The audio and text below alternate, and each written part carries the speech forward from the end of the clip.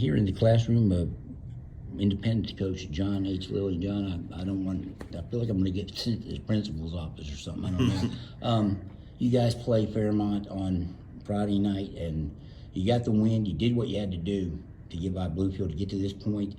I would assume you'd like to see maybe some better execution on offensively to keep some drives sustained instead of turning the ball over. I imagine that would be a big key. Well, I thought we moved the ball really well. I thought we executed well. I just thought when we got inside the 20, that would seem like there was always just one miscue there in the blocking scheme that always kind of jacked us up, which we normally don't do. So, but the team on the other sideline pretty good, and for people to think that you're going to go play Bluefield and beat Bluefield 3 times in 1 year is going to be an easy chore. They got another thing coming. That's a good football team over there, and they're well coached, and we're just fortunate enough to survive and advance. So I'm real pleased with our kids. They worked really hard.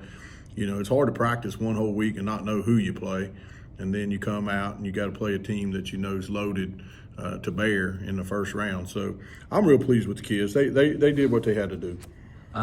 You got an offense where you have a state record holder now scoring.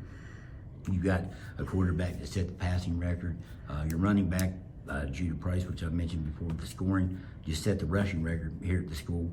But a lot of what is driven this team to get that extra mile seems to me is, and you've talked about it, that's how I know, is some of these unsung heroes that you've got. And I've talked to some of them, Aaron Shiplett, Shay Powell, D. Hypes. It seems like these guys, they might not get a lot of the acclaim, but they're doing a lot of the work that's got you to a point where you've been undefeated in the regular season. You agree with that? Yeah, I agree with that. I think we got a lot of kids that work really hard, and sometimes they don't get their name in the paper, and sometimes they don't, get all the pats on the back they deserve. But they're the blue collar guys. They're the guys that's in there coming every day, practice, working hard every day.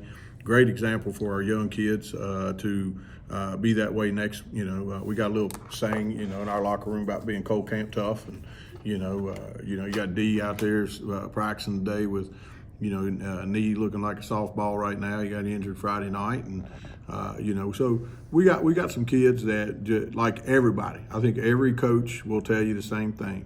They got about 4 or 5 kids on their team that's vital to the success of the team that they don't get credit for. And some of these guys too. These are guys that are backing up or are playing alongside first-team All-Staters at each one of those positions. You look at your O-line. Shiplett's up there with Logan Iceman, first-team All-State. Brady Grimnett. Some of these other guys were All-State, got All-State honors. Yet he's one of the guys right in there, making it so that Judah Price can set a record. Yeah, I'll say this about our team and about our current team, and hopefully the younger ones will grow into that. And we believe it. There's no amount of good a man can do if you don't care who gets the credit. And as long as we have that attitude, and hopefully our coaches, model that a little bit. We've got 4 head coaches, guys that's been head coaches on our coaching staff. So, I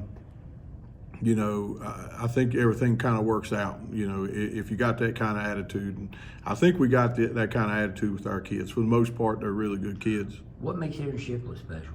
I think Aaron's physical. I mean, he's probably the first or second strongest kid on the team overall. And he's smart. He's a real smart kid. Got great work ethic. He's a joy to be around. I mean, when he's gone, I'm gonna miss him. I mean, he'll come by. He's been with me now for 3.5 years, and I've known him since he was like 4 or 5 years because his brother went to Woodrow, and so some of his family was around, and his uncle was my manager at Woodrow, and so I've known him since he's probably 3 or 4 years old. So I'm gonna miss him. I mean, I love having him around every day.